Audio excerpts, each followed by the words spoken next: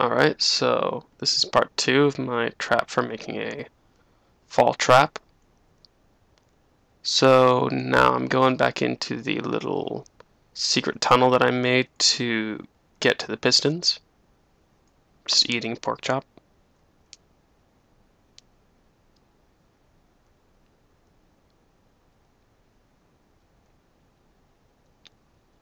Alright, so here you're going to start digging the pit for the fall damage. And you just want to make this pretty deep. I'm actually going to speed up the majority of the video of me digging because it's pretty long.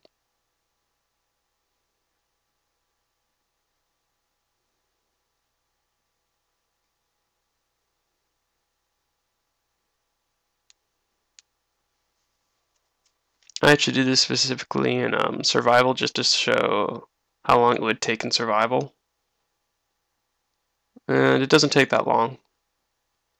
The only problem you have is you actually have to get sticky pistons, and so you have to get some slimes, but once you get some slime balls, it's pretty much all good from there.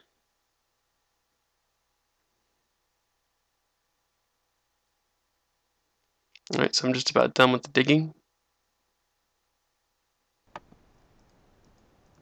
Alright, so now I'm just going to put torches on the floor. You don't have to put torches on the floor, but when you put torches on the floor, it'll make it so that when the sand falls, all the sand automatically goes into item form instead of being solid blocks. So you just don't have to worry about digging it when you go back down. If you don't put the torches down, then it will actually just accumulate there on the bottom until you dig it up.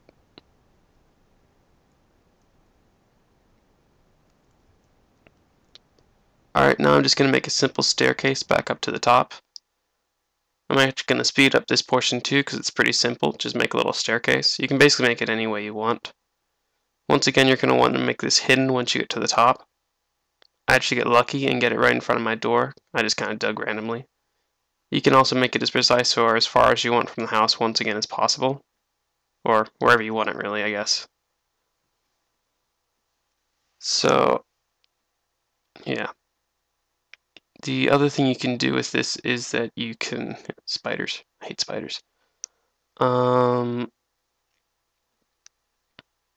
You can once again conceal this and then make it easy to get down to his stairs or something like that, but once again, it doesn't have to be complex. So I'm going normal speed again here. Just gonna go set up the trap now. So once again, I'm just going to go down through the little passage here, and you'll see that there's now a gigantic hole in the ground there. So I start off by putting torches on the 3 blocks that are on the pistons. This is made easier by having them as a clear block that's different from the sand. You then put a layer of sand on top of the 3 torches. And this trap works on the fact that sand can go on top of torches. Alright, so now you put a set of torches on top of that, and you just repeat until you have completely covered the floor.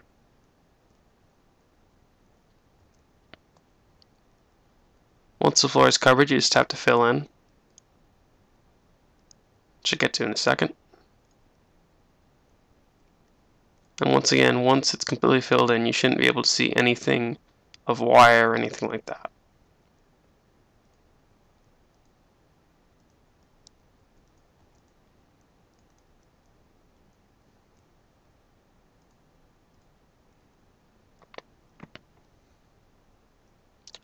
Alright, so now to arm the trap, you put a redstone torch on the block by the pressure plate, which I actually had to go make one, because I didn't make one.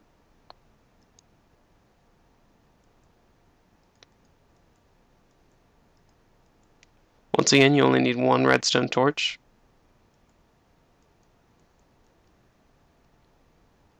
Once you place the torch, the trap will be active, so be wary once it is. This trap works on an inverter. When you step on the pressure plate, the redstone torch is inverted and turns off, and the pistons retract. When the redstone torch is put on there, the pistons go out and they basically block the sand from going down. But once the pistons get pulled back, the sand all just falls down at once. So this is just, someone's walking along, go into the house. Maybe you can put a chest or something in there as a lure. There you go, dead on the ground.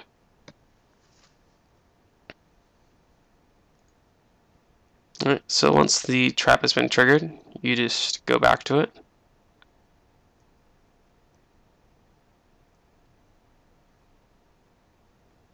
To collect the items, if you get a chance to, you can go ahead and, or I guess also to clear the sand, if you didn't put torches at the bottom, you will go ahead and find your little hidden passageway down to the bottom. Go ahead and go for a quick little ride down. I kind of like making a staircase like this just because if you get really good with the keys, you can go down pretty fast.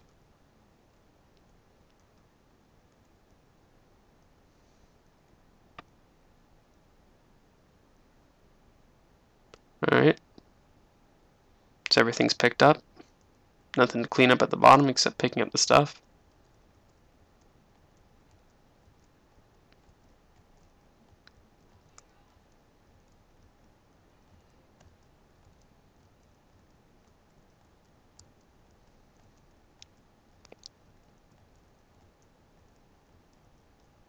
So now we once again just cover up the stuff there. Once again, it's just normal sand.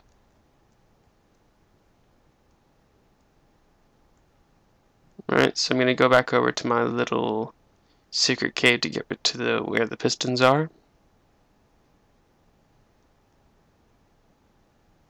Alright, so you can see the pistons are activated now, and that's because the redstone torch is still over there on its little place there. So I'm actually going to go back and take that off. So once the redstone torch is taken off, the trap will be basically put to the null point, and the pistons will retract and stay at that point until I put it back. Now it's good to actually take that off because, well, no, actually it's this part here. So you can actually leave it on and go in and put the sand on, but that's pretty dangerous because the trap will be active the entire time. So I like to do it like this because you'll pretty much be safe while you're putting this sand down, because you don't have any chance of the pressure plate activating the trap as when you're actually putting it back on, and you'll see that in a second.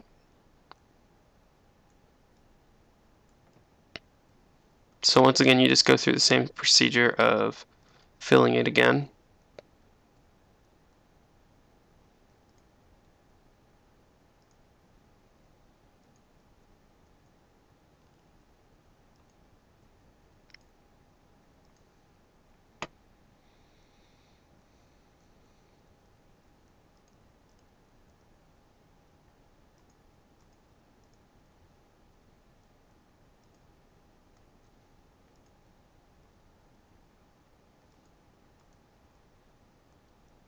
With that part's done. Trap's pretty much refilled. The last piece of the puzzle is the little redstone that you need to put there. But it should be noted that while that's not there, the trap won't do anything and it'll just function normally. So it's basically safe as long as you don't put that redstone torch there. Now once you put the torch on, the trap is activated, and as soon as you step on the pressure plate, the trap will activate.